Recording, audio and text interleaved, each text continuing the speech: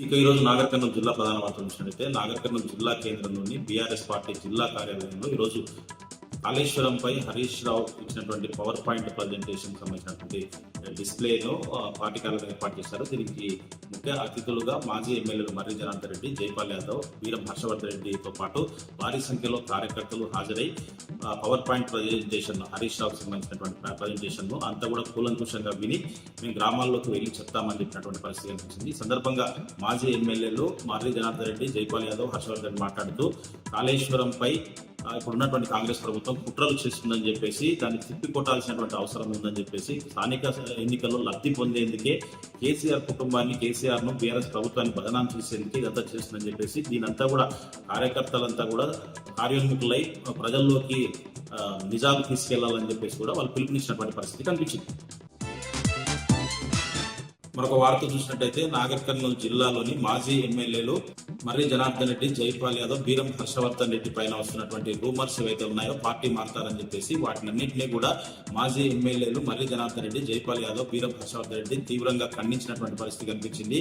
ఎట్టి పరిస్థితుల్లో పార్టీ మారే ప్రసక్తి లేదని చెప్పేసి మా పైన కొంతమంది కావాలని పనిగొట్టుకుని దుష్ప్రచారం చేస్తున్నారని చెప్పేసి మాకు బీఆర్ఎస్ పార్టీ శ్రీరామరక్ష అని చెప్పేసి కేసీఆర్ నాయకత్వంలోనే మేము బ్రతికున్నంత వరకు దాంట్లోనే పనిచేస్తామని చెప్పేసి కూడా వాళ్ళు తేల్చి చెప్పినటువంటి పరిస్థితి కనిపించింది.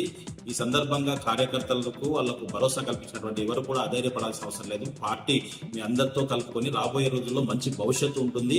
రాబోయేది బీఆర్ఎస్ ప్రభుత్వమే. కాంగ్రెస్ చేస్తున్నటువంటి అవినీతి అక్రమాలన్నింటినీ కూడా కడిగి పారేసేందుకు మీరంతా కూడా సిద్ధం కావాలని మీకు అండగా మేము ఉంటామని చెప్పేసి బీఆర్ఎస్ పార్టీతోనే రాబోయే తెలంగాణ అభివృద్ధి సాధ్యమని చెప్పేసి కూడా మాజీ ఎమ్మెల్యేలు మర్రి జనార్దన్ రెడ్డి, జైపాల్ యాదవ్, వీరం హర్షవర్ధన్ రెడ్డి పిలుపునిచ్చినటువంటి పరిస్థితి కనిపించింది.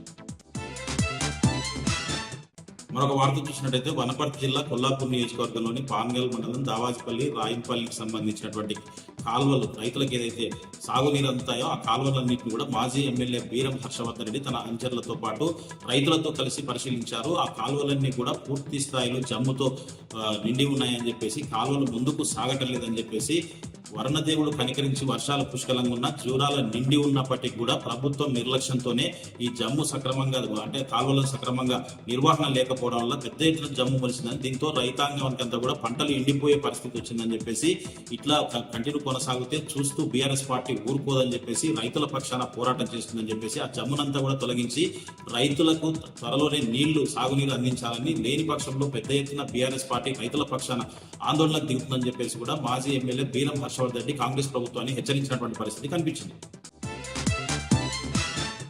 మరొక వార్త చూసినట్లయితే రంగారెడ్డి జిల్లా కల్వకుర్తి నియోజకవర్గంలోని కట్టాల్ మండల కేంద్రంలో చెల్లంపల్లి గ్రామానికి సంబంధించినటువంటి బీజేపీ, కాంగ్రెస్ పార్టీలకు సంబంధించినటువంటి నాయకులు, కార్యకర్తలు మాజీ ఎమ్మెల్యే జైపాల్ యాదవ్ సమక్షంలో తమ పార్టీలను వీడి బీఆర్ఎస్ పార్టీలో చేరారు. వారందరికీ కూడా మాజీ ఎమ్మెల్యే జైపాల్ యాదవ్ బీఆర్ఎస్ కండువాలు కప్పి వాళ్ళకి పార్టీలోకి సాధారణంగా ఆహ్వానించారు. కాంగ్రెస్ ఇచ్చినటువంటి కల్లబుల్లి హామీలన్నీ కూడా ఏవీ నెరవేర్చట్లేదని చెప్పేసి, కాంగ్రెస్ ప్రభుత్వం పైన విరక్తి వచ్చే మేము బీఆర్ఎస్ పార్టీతోనే అభివృద్ధి సాధ్యమని చెప్పేసి, బీఆర్ఎస్ పార్టీ నిజాయితీ గల పార్టీ అని చెప్పేసి నమ్మి బీఆర్ఎస్ పార్టీలో చేరుతున్నామని చెప్పేసి కూడా నాయకులు, కార్యకర్తలు చెప్పినటువంటి పరిస్థితి కనిపించింది. ఈ సందర్భంగా మాజీ ఎమ్మెల్యే జైపాల్ యాదవ్ మాట్లాడుతూ రాబోయేది బీఆర్ఎస్ ప్రభుత్వమేనని చెప్పేసి ప్రతి ఒక్కరు కూడా బీఆర్ఎస్ పార్టీని ఆదరించాలని చెప్పేసి కూడా ఆయన పిలుపునిచ్చినటువంటి పరిస్థితి కనిపించింది.